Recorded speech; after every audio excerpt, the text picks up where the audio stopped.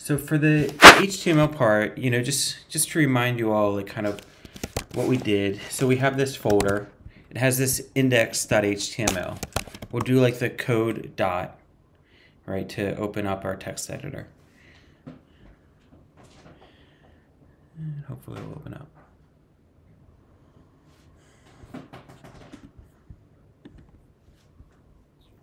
Maybe not. There we go. Okay. And you can see, right, like these are the different components we learned about, right? We start with the H1s. Just remember, we have like the tag name. That's fine. And then we'll have the, the tag name, the content in between. Here we learned our first like kind of nested HTML component, right? The UL, right? The unordered list. So like open and close it with this /UL, and then have the list elements in the middle. And we have to close each one of them. And then we learned about like divs, which kind of think of it like boxes, right? When you're like looking at a web page, you can start to organize it in terms of boxes. We talked about the links, right? And that links really have this content where you have first the inside the A tag, like inside the A tag, this is the text that you'll see on the page, right? Cowboys trade for Gilmore. And then this is our first HTML attribute, right? This href. So when you click on the link, you'll be taken to here, to this URL, to this page. This is similar, right? Here we have an image, and what will be displayed is the image existing at this URL, right? So this is, here we're using the source attribute, and here we're using the href attribute on an A tag. Right, paragraphs, fairly simple. If you want to view this, right, I generally just do open dot, and then you can double click. All right. So you can see here's the image, here's our ULs, right? Here's the link, right? The A tag. You can always inspect any of this content and play with it, right? You can like delete this. You can change any of the attributes that you want to. Oops, we just clicked on it. But you could, you could change this content just the same way that you would imagine. It's pretty natural. And that's a good way just to like debug or get to know what's happening, etc. All right, questions about the HTML, any of this HTML content? All right, so what we'll get to next is CSS. So for CSS, there's a couple things. There's different ways to actually like style your HTML. So one is, I think you can just put a style, you can just add an HTML attribute directly in the HTML, right? And do something like style equals, let's say like font size is like 30 pixels. It's been a while since I've done it this way. Let's see if that works. I don't think that works. This is what I'm attempting, at least. Maybe it does. Let's say it's 100 pixels. There we go. It is working. See that? It's working. So this is called inline styling because you're styling inside of the HTML, right? This is called inline styling. This right here, this is an HTML comment, right? I'm just getting it by pressing Command ? So anyway, this is called inline styling. It is not recommended, okay, in the world of HTML. Instead, what you're supposed to do is we can have a style tag and place this outside of like our HTML, the body of our content. And we can have an H1 and then squiggly brackets. And I'm going to say here font size, if I can spell, is like 100 pixels. And then let's say the font family is, just do color instead. Color red. Okay. And now let's refresh this. And you can see how this works. All right. So what you can think of here is that you're kind of like targeting your HTML, right? So I have a style tag, beginning and closing it, and then I'm specifying here, here's the name of the tag that I'm trying to target.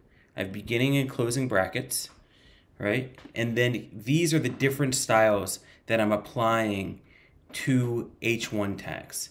This will apply to all of the elements on the page. So for example, let's say I want to target these LIs. How would I do that? I type LI, right? Beginning and closing brackets. And then I would have, what do I want to apply? So let's say color is blue. And notice I have a semicolon at the end as well. Let's do font family, which is just like what you think of as the font. And you can see all the examples here. Arial is pretty typical. So this will apply to all of the LIs on the page. You see that? So now all of the LIs are blue. Applying CSS with the tag selectors, these are called, like, I think the selectors, right? Because they're selecting elements. This is not super common, and it happens. But what's more common is actually to add a class to the content. So I'm going to show you this. This is what's most typical. Let's say that I want to turn something blue. Here's what I'll do. I'll create what's called a class, and the class name is blue, and I think I have to do a dot beforehand. All right, so I'm going to say here's a class called blue, and I'm going to have the color, let's make it green, just we've already done blue. All right, so the color will be green, semicolon. Okay, and now what I'll do is everything that I want to turn green, I'll put an attribute specifying that the class is green. Okay, so we'll do that here as well. So the link, maybe we can make that link green. This paragraph should be green, and then this link should be green. So you see that? So this is kind of like, I think of this as like paint by numbers, right? Like this is kind of like the number, right, that you're specifying. Hey, everything with this class name green, we want to target. So what HTML is doing is it's saying, okay, here's the class of green. I'm going to look throughout all the HTML content. Anything that has an attribute of green, I'll now apply these styles.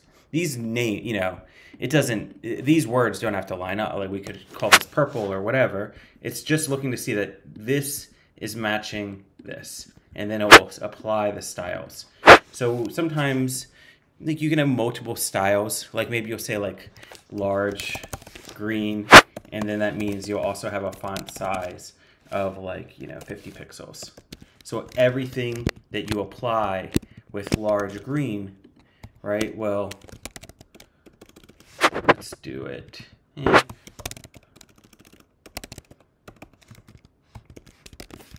We'll get that. All right. Okay. Everything that you target with those styles will begin to get that. So we learned about how to target elements with the tag selector. We learned you can also apply a class, right? When you apply a class, you need to first define the class. We do that with the dot, and then it's applied to specific elements by setting the class attribute. One thing to note, you can, let's say we have blue, and then we also have just something called large. Let's do dot large, or like they call it like jumbo text or something. So I'll do font size equals 50 pixels. All right. So what you can do is you can apply two classes to the same element. So for instance, let's do one called blue. Dot blue. Color is blue. Okay. And now, and we can also mess with it directly here. So let's say we want to take this paragraph. Let's inspect it. And I'll do this lots of times. So take this paragraph. We'll do large. Wait, that didn't work at all, did it? If I do blue. Look, it is applying. The color is blue. Oh, now it looks blue. We're evaluating the biggest. Here it's blue. And now let's also apply the color of large. And it doesn't look large. Do we call it large, or maybe we call it jumbo? We call it jumbo text. So let's do that. There, you see that? So we're applying here 2 classes to the same element, right?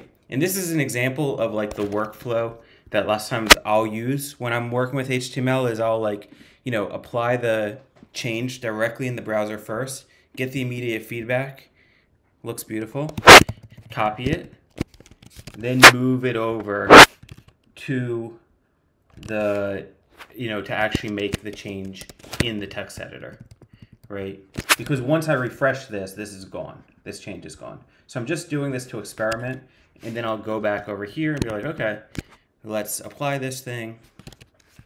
We are good, right? And now your website looks amazing. Okay, so we kind of saw, you know, so we saw that, you know, we can apply multiple classes to the same element, right? All we're doing is one class name, space, second class name. Okay, the last thing is just an ID. So an ID works just like a class. The only thing is that while classes, you can give multiple elements the same class name. Like we're here, this gets the class of green, and this is also getting the class of green. With an ID, the idea is that you're only giving one element on the page that ID, right? That style. So for example, you might apply this to the logo. So you may have an ID of like logo, right? And with the logo, first of all, to indicate that, to like target an ID, you do the pound symbol, and we'll do logo. And then we'll say, you know, font size, let's say is like, let's just say 40 pixels. Color is light red. That doesn't seem to exist. Light green. Sure. Okay, so we are targeting the logo, right? We're giving an ID, that's the attribute, and then to indicate that we're getting, you know, targeting an ID, we do a pound symbol followed by the name of the ID. Right, and now we can refresh and notice here it is. So again, the only difference really between an ID and a class is that classes are designed to target multiple elements. IDs, you're only supposed to do one. If you like, you know, are a wild man and you want to do more than one, it will still work, but you're just not supposed to. All right. Okay, the last thing is that you're not supposed to have these styles on the page of the HTML, generally. Now the world is, I think still people do that, but you are starting to see this rule being moved away from a little bit. But anyway, lots of times you will see these styles in a separate page. So the way you do this is we'll create a new file called index.css, and we'll move these styles over to the index.css, and we can delete this. All right. Now all of a sudden, like there is, right now, everything's gonna break. All my stylings have disappeared. All right. So you have to like tell HTML to use this page for the styles. And the way to do that is am I gonna remember it? It's link. Okay. So you have link. I just did link tab, by the way. Just type link tab. And it's link rel style sheet. So we're linking a style sheet. And this href is like what is the source of the style sheet? And the source is the current directory index.css. So if I do that, then all my styles come back. Okay? Why? Because it's looking for this file and applying it. I wonder if this would break if I move this to the bottom of the page. In other words, first it's rendering the HTML, then it's applying the styles. Will that still work? I think it seems to still work. Yeah, so that's fine. I guess it doesn't matter if we have this on the top or bottom of the page. Okay, so we saw that ultimately we can move these styles over into a separate page. Notice when we do that, we no longer have the style tags. We just have a .css file, okay? Finally, another way to like experiment with your styles is you have this. Okay, so we can kind of see, here's my P class, right? We can delete this. We can just like delete the word blue, and now it's no longer blue, right? I can press Command Z. Oh, no, I guess I can't. So I'll just put back the word blue, and now it's blue again. The other thing you can do is if you look over here, you can start to see the styles that are applied, all right? So one was the jumbo text, and you can see that jumbo text gives it the font size of 50 pixels. If you want to change that, you're free to change that, right? So let's change it down to 30, right? And it got a little smaller. We can add more kind of styles here. I believe it's possible. Oh, there we go. So say you want to do the background color as like orange, right? You can add more attributes to this class. It's just once you refresh, it's gone. But it's a way to play around and see the impact of changes before making it official. And then finally, if you're like, oh, this is the style, I wonder where that's getting applied. It's telling you right here. It's getting applied from index.css line 23. And if you click on this, it will take you directly there. And you can also, delete, probably make the change here. There you go. Okay, again, any of these changes in the browser are not persisted. You have to eventually place it in your file for it to work. Okay, so we talked a little bit about using, the Google DevTools, right, to do this, that you can go to an element, you can click on it, you'll start to see those styles over to the right.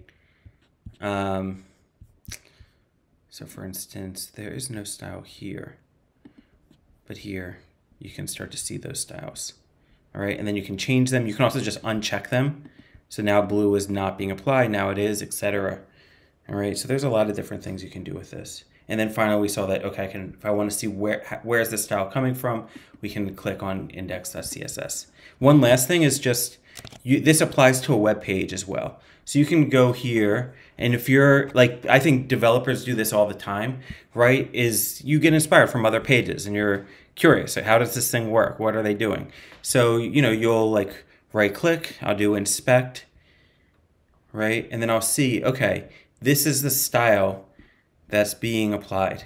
Max height is calculated of, generally this is of the browser size, 18 pixels plus 2.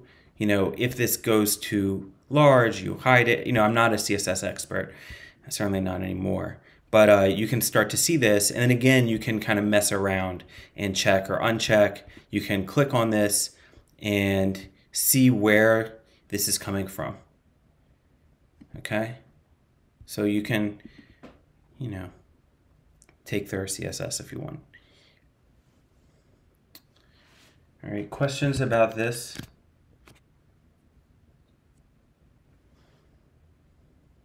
No? All right. Okay, so then I'll let you all practice this.